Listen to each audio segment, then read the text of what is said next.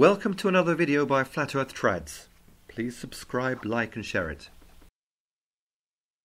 Let's continue our little catechism.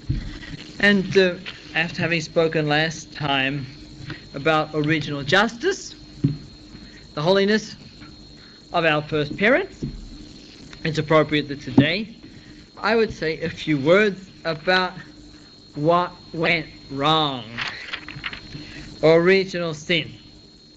And so I'll say a few words today about original sin, how it came about, and some questions that help us to understand a little better this mystery. There's no question that original sin is a mystery. And clearly the whole question of original sin is a capital one in Catholic theology. Everybody knows that the Protestants refused the Church's teaching on original sin, and they do not believe in original sin. What is not clearly so well known is why it is they have refused original sin and the importance of the matter. The question of original sin was defined by the Council of Trent. In fact, there was a whole session of the Council of Trent, the fifth session of the Council of Trent, which was called to discuss the question of original sin. And in the decree on original sin, there was a decree on that subject, which has an introduction and 5 canons. And the introduction, if you like, outlines the importance of the question of original sin. And let me just quote from that. And it points out that our Catholic faith might be preserved without error, and that the Catholic people may not be carried around by every wind of doctrine. Then we must believe in original sin. Why? Because the old serpent, the perpetual enemy of the human race, among the very many evils with which the Church of God in these our times is troubled, has stirred up not only new, but even old dissensions concerning original sin. In fact, the greatest deceit of the devil is to have people believe that there is no such thing as original sin. That's his greatest trick, as they point out. So the devil has every interest to undermine the Church's teaching on original sin, because if you destroy the Church's teaching on original sin, you likewise destroy the Church's teaching on grace, sanctifying grace, the necessity of grace for the spiritual life, and so on. So the question of original sin is one of great importance. What I'm going to do first of all is explain a little bit what the Church teaches concerning original sin, and then maybe a few words of explanation how it was possible for our first parents to commit the first sin. First of all, the sin of our first parents, taking the apple, the fruit from the tree. Was it a mortal sin? Stealing an apple is not a mortal sin. It's not a big deal taking an apple. It's not serious enough matter to be a mortal sin. But what about the sin of our first parents? If it had not been a mortal sin, how could it have deprived them of grace and all of us of grace too? And so the answer is that the sin of our first parents was a mortal sin, not because it was a piece of fruit that was taken, which is of small value, but because our first parents deliberately transgressed God's commandment, which forbade them to eat of the fruit of the knowledge, of the tree of the knowledge of good and evil. So it was a mortal sin, not because of the fruit, but because it was a sin against God's commandment explicitly. And we find this if we look at the book of Genesis, chapter 2. We'll see this explained. But of the tree of knowledge of good and evil thou shalt not eat. For in what day soever thou shalt eat of it, thou shalt die the death. So consequently, it was commanded by God that they would not eat of this tree, and that if they would eat, they would die the death, which means it's a very serious matter. They would be subject to die. It's a very serious matter. So it's not because of what the fruit is so much as it was God's command. And we see the same thing indicated in the beginning of chapter 3. The serpent said to the woman, "Why has God commanded you that you should not eat of every tree of paradise?" No, why not? There's no reason why not. And of course the serpent said, "You will not die if you eat of the fruit of the tree." So it was a mortal sin, indeed, because it was a voluntary, deliberate, knowing infraction of God's commandments. And that is de fide, it's of faith. If anybody does not accept that, they're not Catholic. It's Canon 1 of the Decree on Original Sin of the Council of Trent, which states that if anyone does not confess that the first man, Adam, when he transgressed the commandment of God in paradise, he transgressed the commandment of God in paradise. Of course, there is a symbolism which is very profound in the fruit which was taken, fruit of the tree. It was not any tree that he took fruit from, that Adam and Eve took fruit from, but the tree of the knowledge of good and evil. And there's something very symbolically important about the fact that they took of the fruit of the tree of the knowledge of good and evil. It means that they wanted to know good and evil, and not just good. That they could determine good and evil for themselves. That they could be then as gods, determining good and evil. So we can see there's a real reason why God gave his commandment, that this is the tree that you must not eat the fruit of, because you are not to taste evil, or to know evil, or to determine evil in any way. And so consequently, this original sin is a transgression of a most just prohibition of Almighty God. And I mentioned to you in a previous little talk the Biblical Commission of 1909 under St. Pius X, which defined the Church's teaching on the book of Genesis, and it mentions in the third in the third statement or declaration of that decree that we cannot possibly call into question the literal and historical sense of the book of Genesis when it talks about the command given to man by God to prove his obedience. It was a true command given by God to man to prove his obedience. That cannot be brought into question.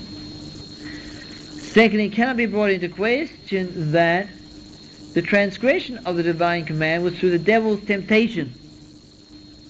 And the devil appeared under the form of a serpent. That is something which cannot be called into question. We must take it in a literal, historical sense, just as it's mentioned in the book of Genesis. And also that subsequently they lost the state of innocence. That's also a question that we must obligatorily adhere to.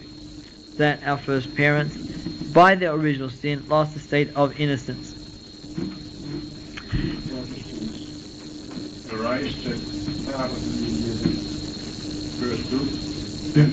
The Protestants have no difference in the text of the book of Genesis and what we have. And they don't deny that there was a sin, but what they deny is that original sin had an impact upon all of mankind. Some of them deny.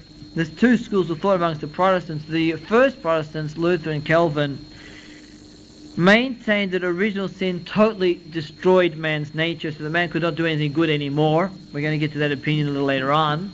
So they exaggerated the effect of original sin.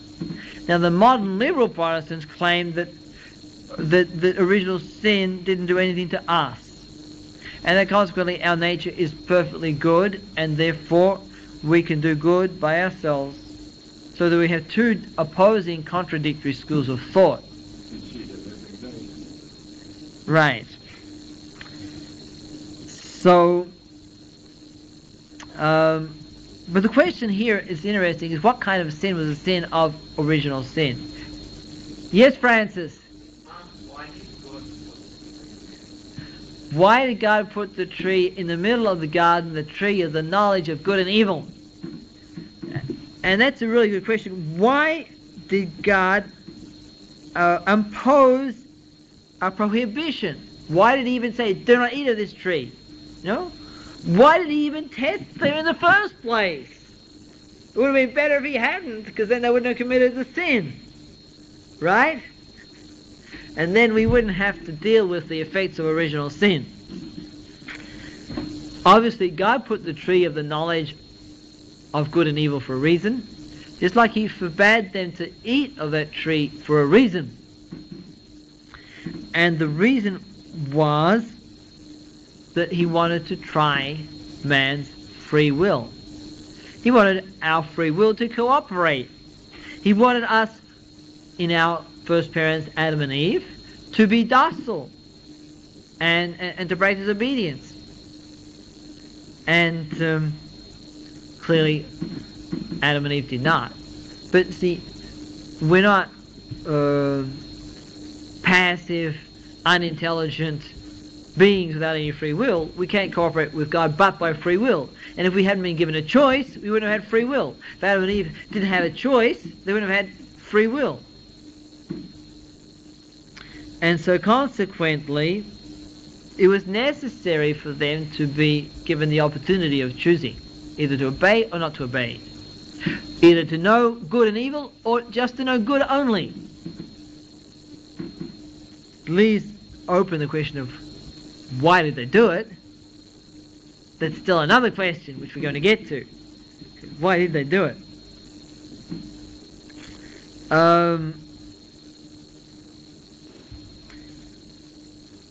It's certainly true that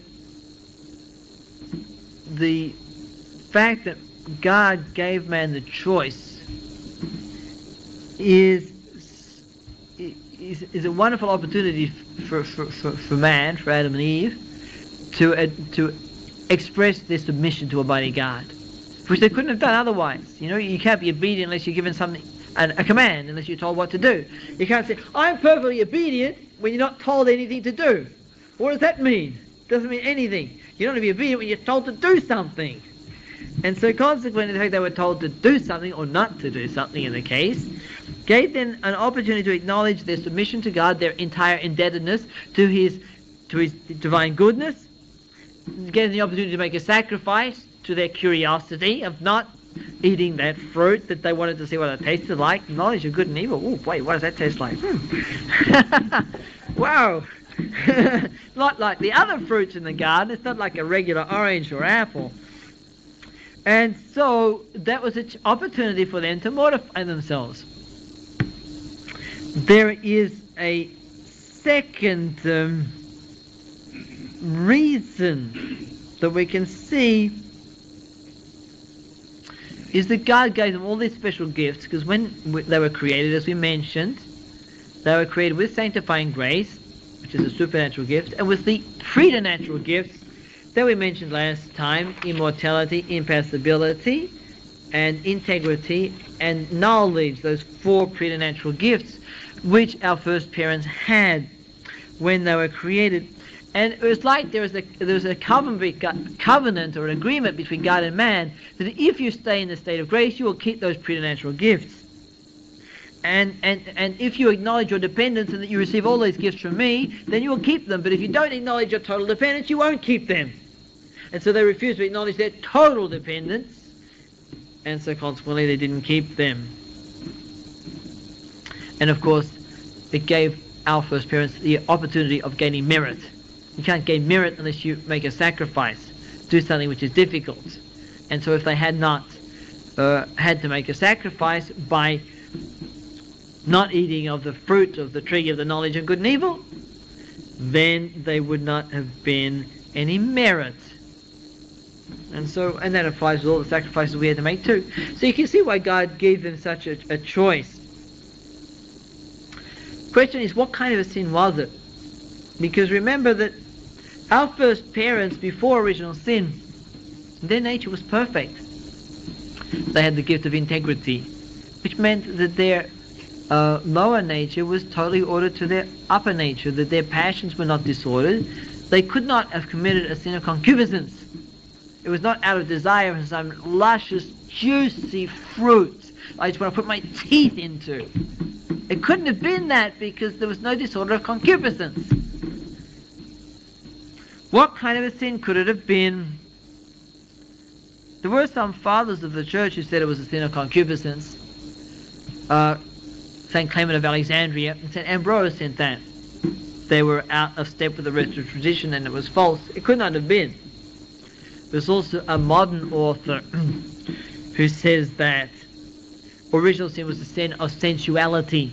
A certain Maria Valtorta, who is manifestly wrong, and that's one of the reasons why her supposed visions were condemned by the church in 1958, because of her pretense that original sin was a sin of sensuality. It could not have been, because there was nothing disordered in the senses of our first parents. They weren't ashamed to be naked before original sin. There's no disorder. And so consequently, it could only have been a sin of disobedience, and a sin of disobedience due to pride. Wanting to be like God, wanting to know for oneself, out of curiosity, but pride. Disobeying out of pride. And that is in fact exactly what St. Paul says in his letter to the Romans, when he points out in chapter 5 that it's through one man, the first Adam, that sin came into this world through disobedience. As by the disobedience of one man, many were made sinners, so also by the obedience of one man, many shall be made just. So by the disobedience of Adam, many made sinners, because we inherit original sin. So by the obedience of Jesus Christ, many are made just. And so consequently, it was a sin of disobedience. And it couldn't be any other way, because it's through pride that sin came into the world, and pride produces disobedience. And we find that in the book of Ecclesiasticus, chapter 10, verse 15, when it talks about the beginning of the pride of man is to fall off from God, because his heart is departed from him that made him. For pride is the beginning of all sin, and he that holdeth it shall be filled with maledictions. Pride is the beginning of all sin. And so consequently, the sin of our first parents was the sin of pride, which induced them to disobey God's commandment. Yes, Michael? Book of Ecclesiasticus, chapter 10, verse 15, points that out. And so, Adam and Eve knew exactly what they were doing. They had a clear-sightedness. They had no disordered passions. They just wanted to be disobedient. They wanted to know good and evil themselves. They wanted to do their own will. And consequently, we can understand the gravity of original sin. It's not like just going and choosing an apple from your neighbor's orchard. It's a million times worse, because it's direct disobedience. It's the direct, willful rebellion against the order of God, by which our first parents decided that they wanted to be like God, knowing good and evil. And St. Augustine says that original sin has an inexpressible gravity. Inexpressible gravity. I can't express the gravity of that original sin. St. Thomas Aquinas points out that the gravity of original sin doesn't come from the fact that it was a sin of its nature, of a sin of even of disobedience. The gravity of the sin comes from the circumstances. And the circumstance is the perfection of the state of our first parents. They were totally pure and perfect and holy. Everything was ordered in them. Since their state was totally perfect, There was no blindness. They knew exactly what they were doing. No confusion in their mind. Consequently, their sin was inexpressibly grave. We can't fully understand that ourselves because we don't ever see all the consequences of our actions. But our first parents did. Yes, Michael. That was perfect. They were perfect in two ways. They were perfect because they had sanctifying grace. They loved God perfectly. They were perfectly, secondly, because they had the preternatural gifts, which ordered their nature so that there was no disorder or rebellion. And the preternatural gift, which ordered their nature perfectly, was the gift of integrity, which meant that their passions were totally submissive to their mind, to their intellect. There's no rebellion possible. The only rebellion was in their will, desiring to go against God. And that's exactly what they did do. But then we see the ugliness and the evil of original sin. But then you might ask yourself the question, how could Adam have sinned? If he was perfect, if he had holiness and he knew exactly what he was doing, he was a friend of God, he had sanctifying grace, he had intimacy with God, how could he have sinned? And that will remain a mystery to the end of time, to some extent, because of the fact that Adam could easily not have sinned. He had all the grace not to sin. But we can make a few comments on how Adam could have sinned. And the first thing to remember is that given that our first parents had free will, there was an intrinsic possibility of sin. They had the possibility of sinning. Why? Because they had free will and they did not yet have the vision of God. When you have the vision of God, the saints in heaven have free will, but they can't sin because they see God. They can't turn away from God. But our first parents didn't see God. They had grace, but they couldn't see God face to face, so they could turn away from God if they wished. And if they couldn't have, they wouldn't have had free will. So consequently, there is free will and the possibility then of the vision of God. In the absence of the vision of God, which meant they could have sinned. The second reason which explains this is that God gave them the responsibility over all of creation. He gave them charge over all of creation. He gave them a real responsibility to rule of all of creation, so that they would be subject to no one on this earth. And so consequently, they could choose for themselves. And they could choose either to be submissive or not to be submissive. And so it remains a mystery. Why, having the state of grace, would one choose not to be submissive? There's no other explanation except for pride, temptation of the devil. You shall be as gods, knowing and doing everything you want, choosing what is good for yourselves. We can understand that all to some extent because we all have pride, which is the root of all of the capital sins. And we can certainly understand that rebellion of our first parents. And we must understand that rebellion of our first parents not just as a sin of disobedience, like a regular sin of disobedience, you obey your parents or you disobey somebody. It's a moral sin.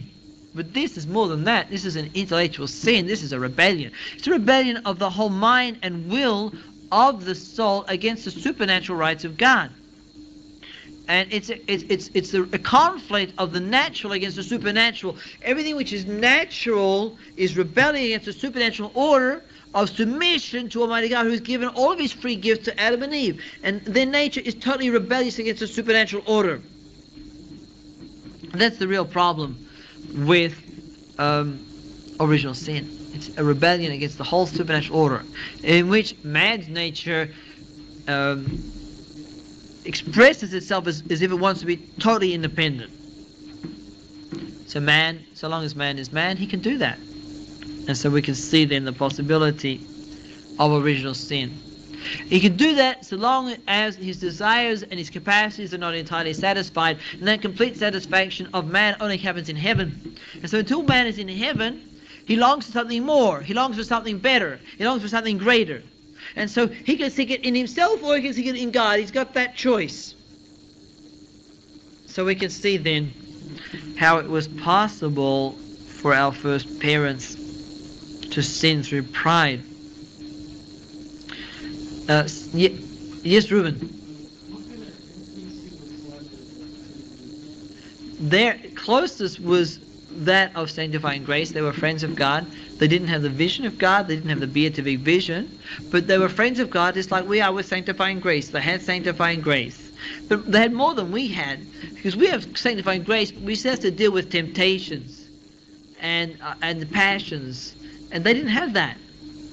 Because everything in them was perfect. So they had a special closeness with God. But they didn't see God. So they could turn away from God. But it was a spiritual closeness which a person can turn his back on if he wants to. And which is exactly what they did do. They deliberately placed themselves outside of God's friendship. They knew they would lose God's grace, but they did not know what it would mean. They didn't know the consequences, what the loss of the gift of integrity would mean, how horrible it would be to be separated from God, how ashamed they would be. Of course, you can't know that until you do the sin. Yes, Francis.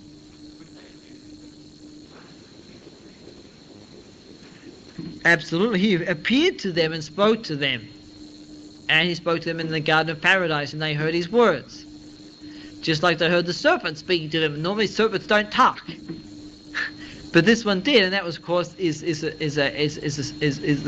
devil spoke to them in the form of a serpent. And so they heard the devil speaking, they heard God speaking, and that was not a natural thing, of course. It's a supernatural thing. It's like an apparition or a vision that they received by God, and of course the devil appeared to them too. So yes, they physically heard these words being spoken to them. St. Thomas Aquinas asked himself the question about, how could it be that original sin took place? It's in the Secunda Secundae, question 163, Article 2. And he points out that it's because man coveted. He coveted a spiritual good. He didn't covet a physical thing. He didn't covet a physical fruit. He longed for, he was jealous of, envious of a spiritual good, which is God's greatness. He wanted to be great like God. He wanted to be like unto God. And he did so in a disordered manner. So he wanted to be like God, but there's a way in which we can be like God in an ordered manner by being submissive to Him and dependent upon Him. That's not disordered. But our first parents wanted to be like God in a disordered manner, due to pride. And that's the disorder of original sin. And St. Thomas Aquinas points out that our first parents did not want to be absolutely equal to God. They knew that was preposterous, that that's not possible, it's inconceivable. But they wanted to participate in God's likeness, to be like Him by their own efforts. They wanted, by their own efforts, in the area of knowledge and of the will. They wanted to know like God knows. They wanted to know good and evil as God knows good and evil. And so they want to be like God, and God knows good and evil as determining what is good and what is evil. He created the good, not the evil. And by creating the good and not creating the evil, He separates good and evil. And our first parents wanted to know good and evil in the same way as God knows good and evil. Not as accepting what God tells us, but wanting to decide for our own selves what is good and evil. That man by his own natural power might determine what is good and what is evil for himself. What is good for him to do, what is not good for him to do. That he might make up his own mind and not be submissive. And we're all very familiar with that defect of our desire to make up our own mind. And so that was an independence in the mind, which is what made for original sin. But he also points out there was an independence in the will.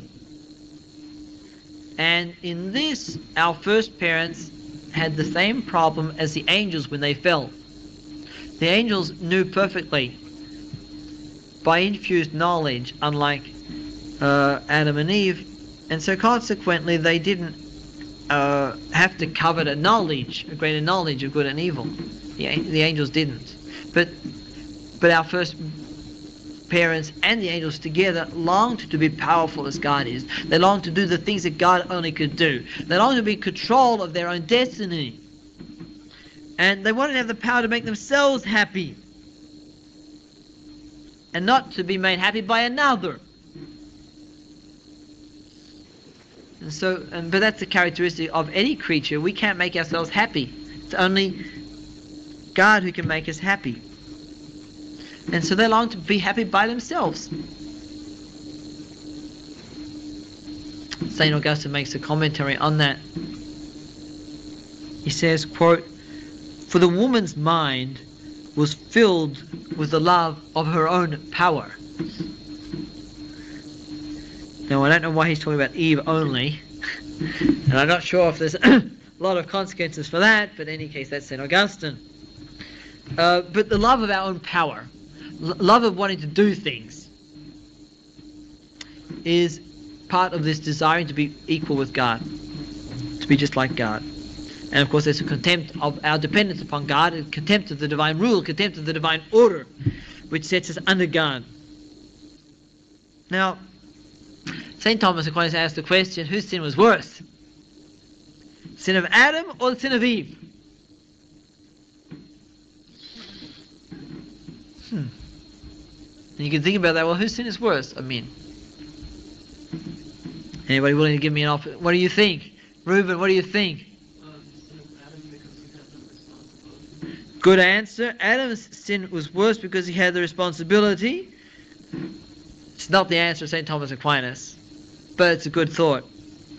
St. Thomas Aquinas points out that with respect to this particular sin that they committed, Adam's sin was worse because he was more perfect. Yes, he had more responsibility, he was more perfect, he was given responsibility, charge over the whole of creation. He was the first out of whom Eve was taken. He was more perfect, therefore his sin was worse. He was given much more. He points out with respect to the sin of pride that they both committed in rebelling against God, it's the same difference, the same for both of them, same gravity.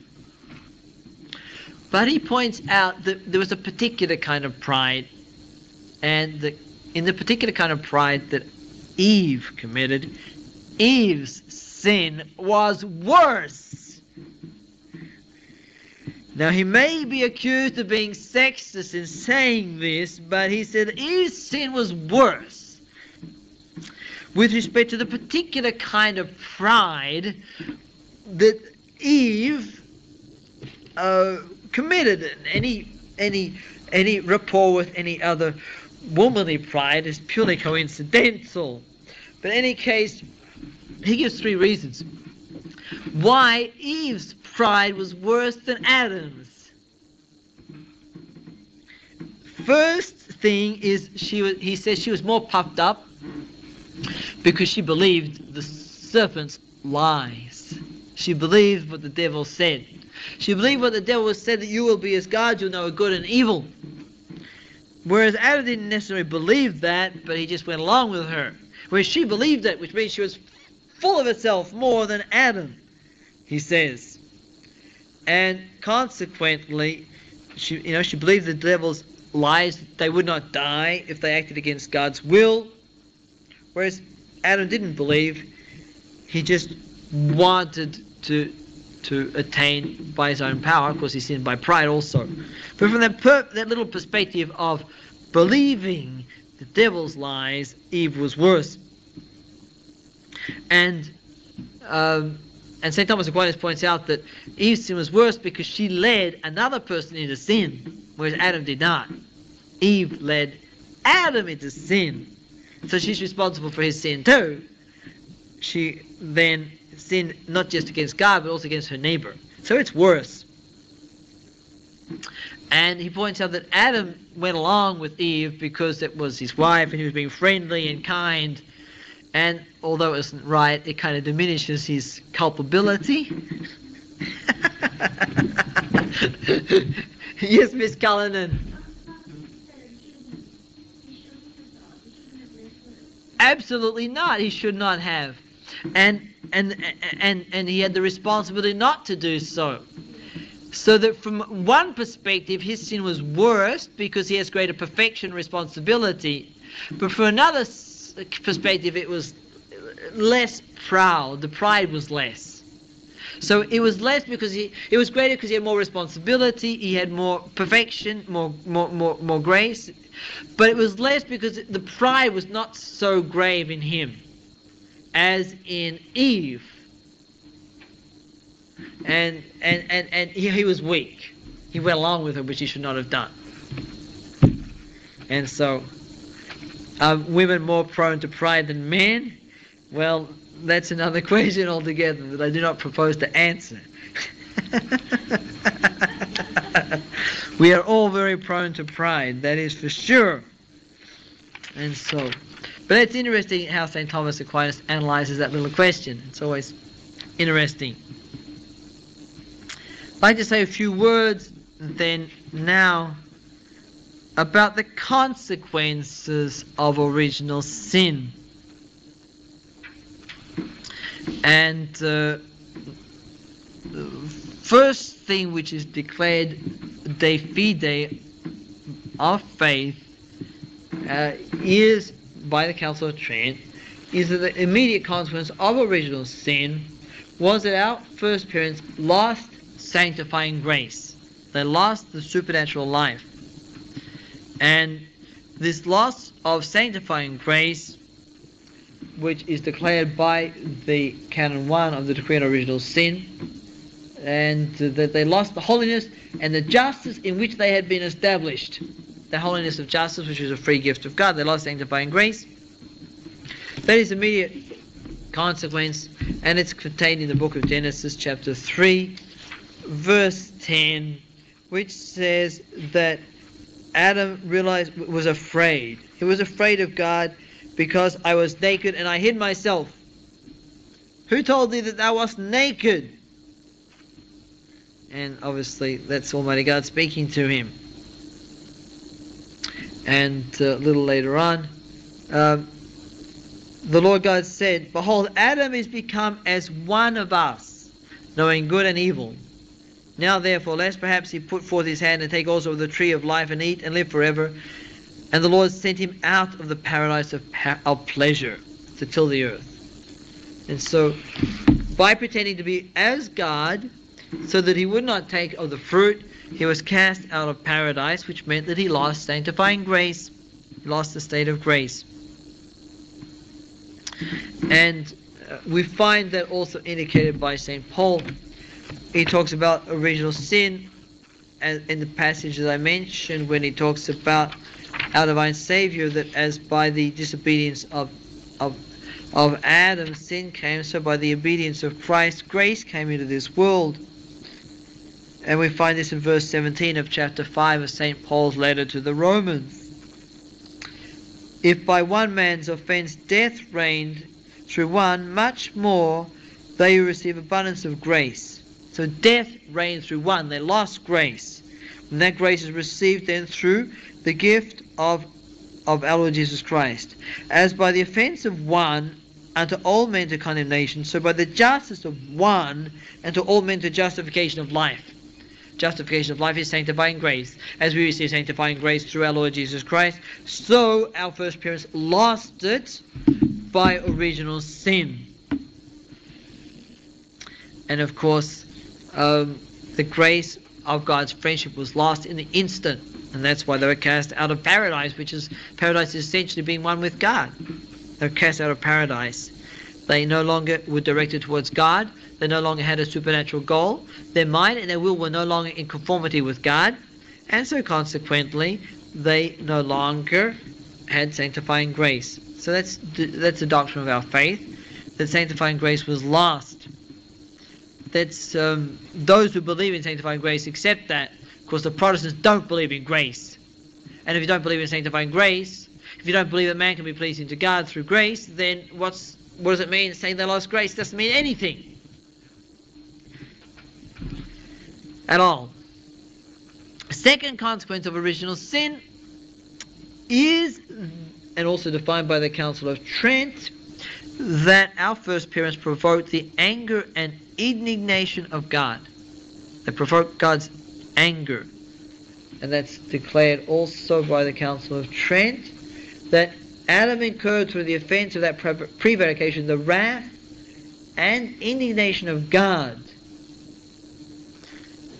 which is God's punishment, and his eternal rejection. God rejected man, having lost grace forever. And if our Lord Jesus Christ had not come to make reparation to the anger and indignation of God for the offense of original sin, man would have been forever, eternally separated from God. And so there's an eternal rejection by God. As a consequence, man was given one opportunity, Adam on behalf of all of mankind, and he refused it. So that's the anger and indignation of God. And by that we don't mean that God was angry as a man is angry, he doesn't have passions. The term anger and indignation means God's justice must deprive and punish those who have offended him. It's not an angry punishment, it's just justice. But it's a human way of speaking, an anthropomorphism, talking about the anger and indignation of God, to help us to understand God's justice, which is true justice. Third consequence of original sin was that our first parents became subject to death, and that they became subject to the dominion of the devil, and that their final state was worse than their earlier state. And that being subject to death means the loss of the preternatural gift of immortality. Being subject to the dominion of the devil means loss of the preternatural gift of integrity. Likewise, they lost the preternatural gift of impassibility. They could suffer sickness. And they lost the preternatural gift of knowledge. All four were lost necessarily because they were an immediate consequence of the supernatural, of sanctifying grace. And we find that indicated many times in Scripture that they lost those preternatural gifts. We find this, for example, in chapter 3 of the book of Genesis, verse 19, when the punishment is given, in the sweat of thy face thou shalt eat bread till thou return to the earth. That's the gift of impassibility which is lost. They will suffer. They will work and suffer. It will be painful. It will be hard to work. Till they return to the earth, out of which thou wast taken, for dust thou art, and unto dust thou shalt return. That's the gift of immortality which is lost. They will suffer the corruption of death. And that they will be under the power of the devil, who is the prince of this world, is indicated by St. John in his Gospel, when he talks about that we're all under the prince of this world, and it's only when Christ is lifted up upon the cross that he will destroy the power of the prince of this world, John 12:31, and John chapter 14, verse 30. And which talks about the power of the devil, the prince of this world. We find the same thing mentioned in the letter of St. Paul to the Hebrews, chapter 2, verse 14, in which he points out that we became, through original sin, under the empire of the death, empire of evil. Through death, Christ destroyed him who had the empire of death, that is to say, the devil. And all of that is the control that the devil had over our first parents and over all of us from the time of original sin. It's a little difficult to understand about the preternatural gifts. We need to understand that it was not something natural to our first parents to be immortal. You might say, well, it was unfair, they were going to live forever and then it was taken away. The answer is the possibility that they had to live forever, it was only a possibility that they had, was not something a part of their nature. It was a free gift. It was something given to them over and above their natural condition, that they might be perhaps able not to die if they keep the commandments of God. But when Adam sinned, he broke his part of the deal. He lost the gift of immortality. But his human nature remained intact, because it's our nature to be able to die.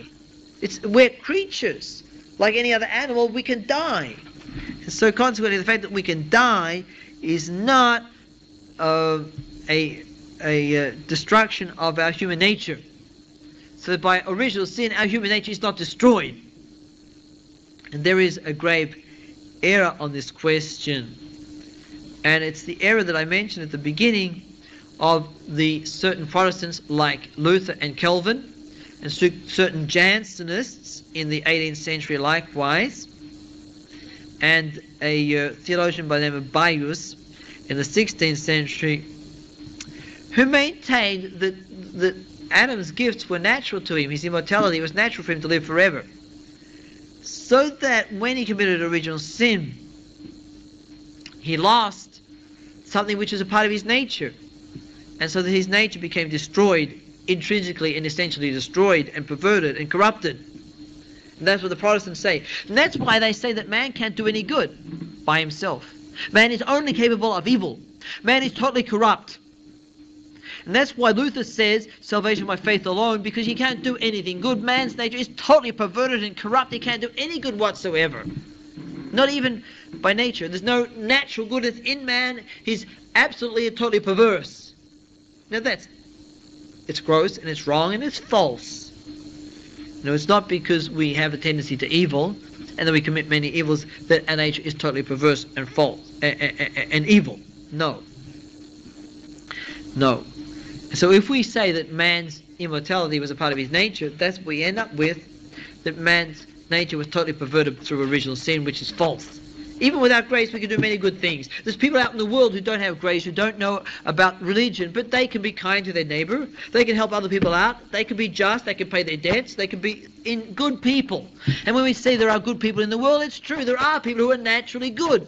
It doesn't help for their eternal salvation. They're still sinners, but they have natural goodness, because through original sin, our human nature is not totally perverted and destroyed, as Luther and Calvin and the Jansenists maintain.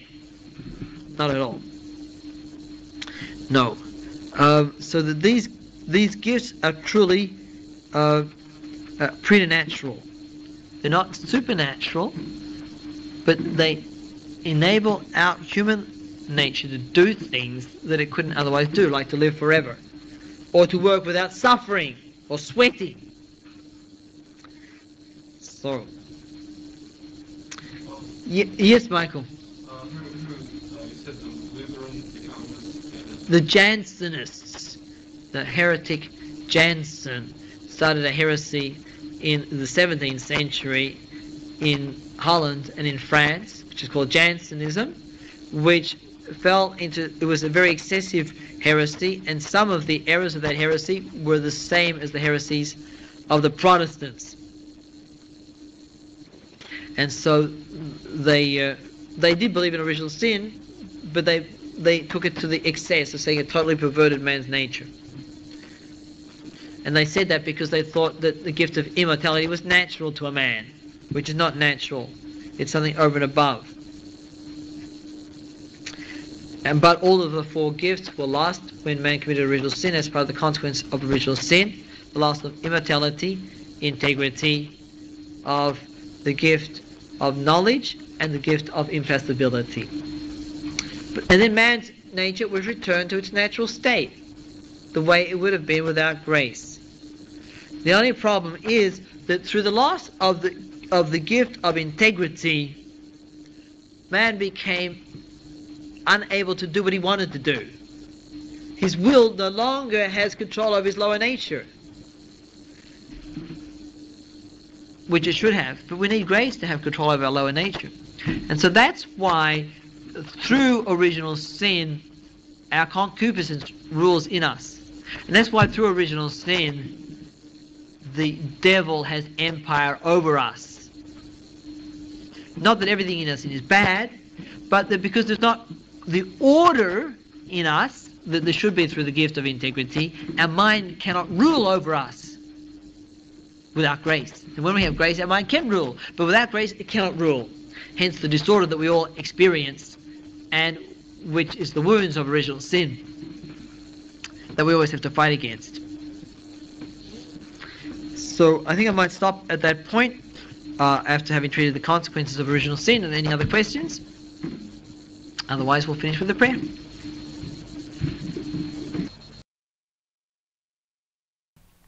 We hope that you enjoyed this video. Please don't forget to subscribe, like and share.